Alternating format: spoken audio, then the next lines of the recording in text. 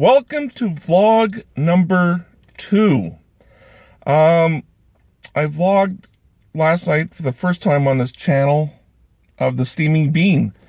And I was happy to see that before I went to bed, 13 viewers checked out the site, the Steaming Bean. And that made me happy. Went to bed rather pleased. So here I am in my Honda. What's a big guy like me doing a Honda? Hey, gets me from A to B and it's cheap on gas. So across from me in this parking lot is my gym. And I've been a member of this gym for over a year now. And when I joined the gym, it made sense. It really did. And I live in the Canadian prairies. And so our winters here are rather cold and windy and harsh. Sub-zero by far.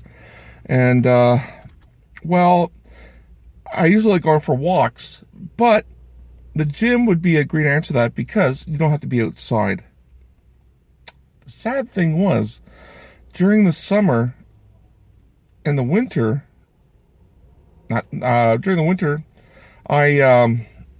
and the summer too, in all seasons, unfortunately, I haven't used the gym to the extent that I thought I would. And I'm thinking back at it now, in the last 3 months, I've only gone a handful of times. And I'm thinking, what a waste of money. I'm going to continue my gym membership. But the thing is, I'm going to try to make it into a habit. I Googled how many days it makes something to become habitual online. And Google came back and said 66 days. Well, today is St. Patrick's Day, and I'm thinking that 66 days from now will bring me to about the time of Victoria Day weekend, which is which Canadians call the May 2-4 weekend. It's kind of funny, but it's not always on May 24th, but they call it the May 2-4 weekend. I guess that must have been the original date. And Canadians like to drink 2-4s of beer, I guess, so I guess it's fitting.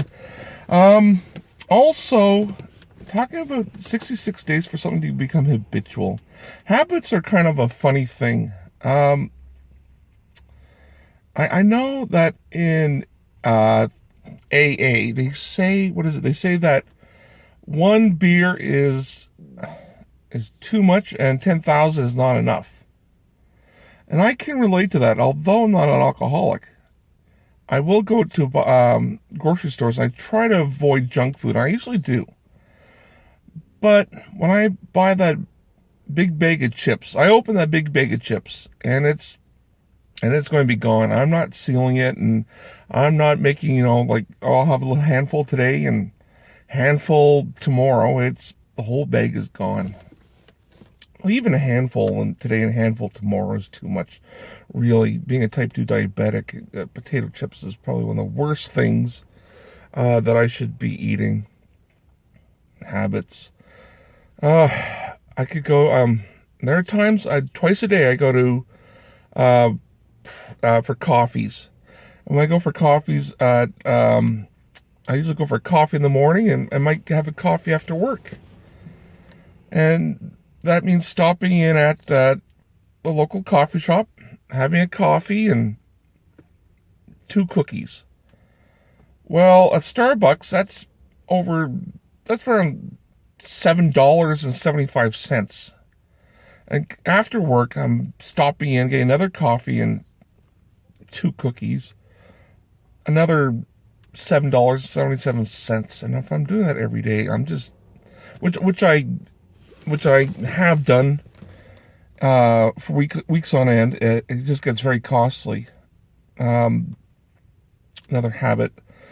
I'm a real moviegoer, and when I go to the movies, I'll get a big bag of popcorn, get a big bag of peanut M&Ms, and a big diet soda pop. And first of all, I'm thinking that the amount of money that I spend on that, I could spend that on groceries, on eating healthy.